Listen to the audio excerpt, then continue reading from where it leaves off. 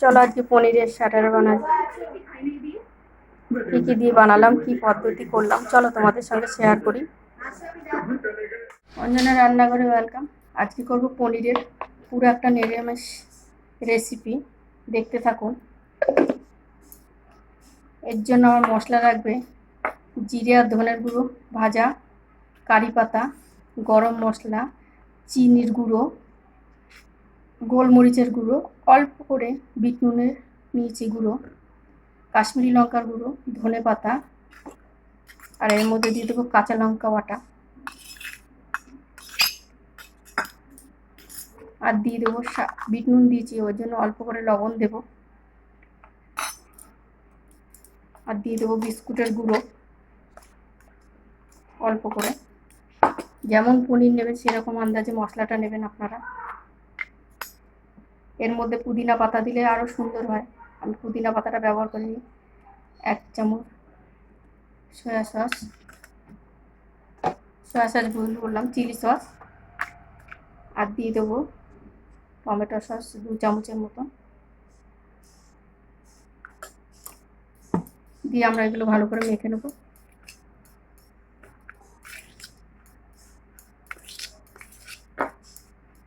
জল ব্যবহার করব না।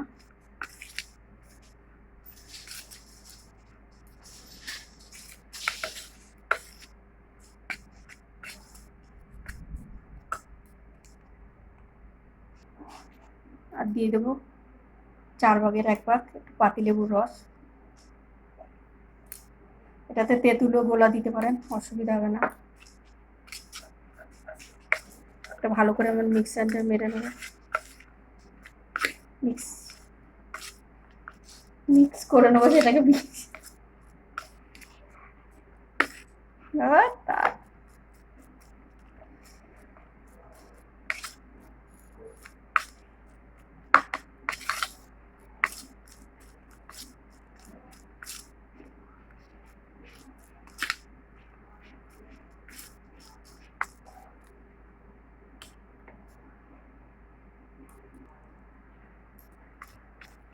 মশলাটা আমাদের মাখা হয়ে গেছে। এবারে এইভাবে আমরা পনিরগুলো সবগুলো কেটে নিয়েছি। একটা পনিরের উপরে এরকম করে দেবেন পুরটাকে।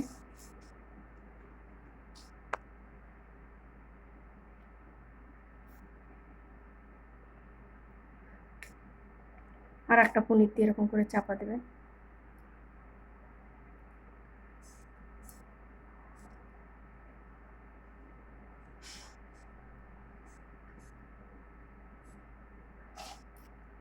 সব কটাকে আমরা এরকম করে করে নেব।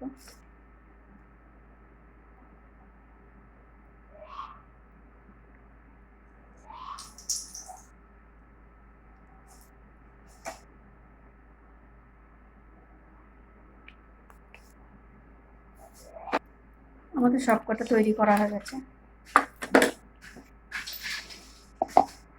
এবার করে নেবো একটু। এবার আমরা গোলাটা বানিয়ে নেবো। এখানে দিয়েছি অ্যারারুট, এটা ময়দা না, এটা অ্যারারুটটা নিয়ে নিচ্ছি। দিয়ে দেবো এর মধ্যে একটু কালো জিরা 1/2 চামচের মতন।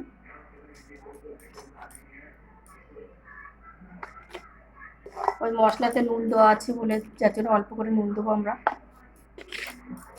আর বাটারটা গুলতে হবে ঘন, পাতলা গুললে হবে না।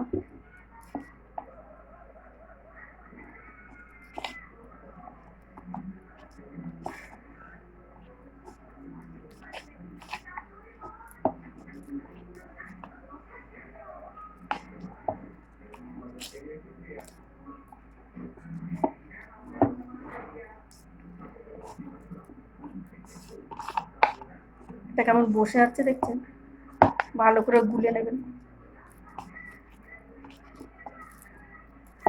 পাতলা গুলবেন না, ঘন গুলবেন। এই যে এরকম ঘন করে গুলে নেবেন। চলেন কি করে বানাই দেখি। তেলটা বসিয়ে দিয়েছি, হালকা গরম করব। আর বাটারটা এই যে খুব পাতলা না, বসে যাচ্ছে অ্যারারুট দেওয়া বলে। আমরা এক এক করে চুবিয়ে নেব।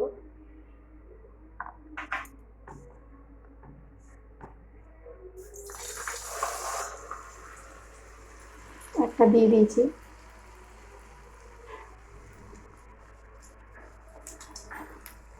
এখানে আমরা 3টে দিয়েছি।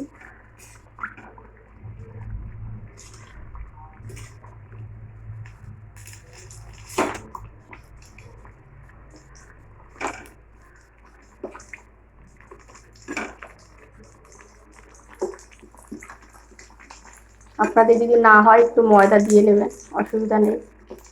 আমি এখানে ময়দাটা ব্যবহার করিনি।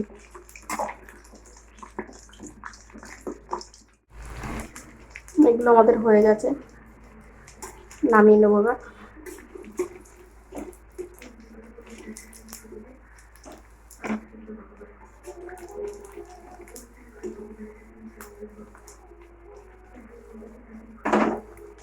একটু বেসন দিলে এরকম ছেড়ে যেত না, কিন্তু বেসনের থেকে এটা বেশি ভালো হবে খেতে।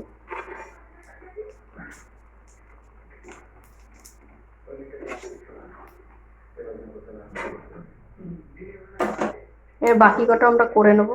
এটা আরেকবার উল্টে দিলাম। প্রথমে 3টে হয়ে গেছে, আর 3টে বাকি ছিল। আমি আজকে 6টা করেছি। নামিয়ে নেব। গ্যাসটা লিভিয়ে দিচ্ছি। একটা একটা করে নামিয়ে নেব এবার।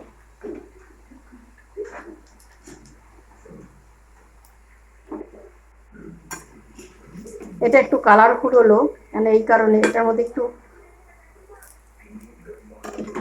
অ্যারারুটের মধ্যে একটু সামথিং হলুদ দিয়েছিলাম, যার জন্য এটা কালারফুল হলো একটু।